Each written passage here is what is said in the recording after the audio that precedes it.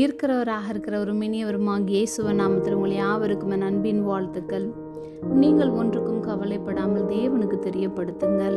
பிலிப்பியர் 4:6 நீங்கள் ஒன்றுக்கும் கவலைப்படாமல் எல்லாவற்றையும் குறித்து தேவனுக்கு தெரியப்படுத்துங்கள். இந்த உலகத்தில் வாழும் ஒவ்வொருவருக்கும் அநேக காரியங்களை குறித்து கவலை ஏற்படுவதுண்டு.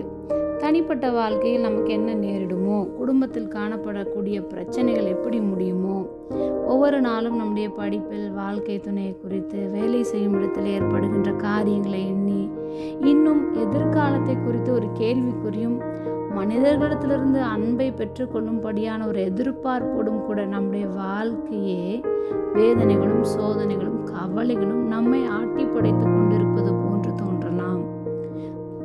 தேவனாகிய கர்த்தர் நம்மீது வைத்திருக்கும் அன்பை நம்முடைய சந்தோஷமான சூழ்நிலையில் மாத்திரம் நாம் ருசித்தவர்களாய் நம்முடைய துக்கமான, துயரமான, இழப்பான நேரத்திலும் அவருடைய அன்பை ருசித்தவர்களாய் அவரை நினைத்து நன்றி செலுத்த வேண்டும். நமக்கு ஒரு வாக்குத்தத்தம் கிடைத்தவுடன் நாம் மிகவும் மகிழ்ச்சி அடைந்து துள்ளி குதிக்கின்றோம். ஆனால் சொல்லப்பட்ட அந்த வாக்குத்தத்தம் நிறைவேற தாமதமாகும் போது நாம் கவலையில் சோர்ந்து போய் விடாதபடிக்கு தேவனாகிய கர்த்தர் நமக்கு கொடுத்த வார்த்தைகளையும் அவருக்குள்ளும் அந்த விசுவாசத்தை நாம் காத்துக்கொள்ள வேண்டும். அவர் மேல் நம்பிக்கையாய் இருக்க வேண்டும். நாம் ஜெபத்தின் மூலமாக தேவனுடைய சித்தத்தையும் அவர் நம்மை வழிநடத்தி செல்லுகிறதையும் புரிந்து கொண்டு அவரிடத்தில் நம்முடைய குறைவுகளை, கவலைகளை எல்லாம் வேண்டுதல்களாகவும் விண்ணப்பங்களாகவும் தெரியப்படுத்துவோம்.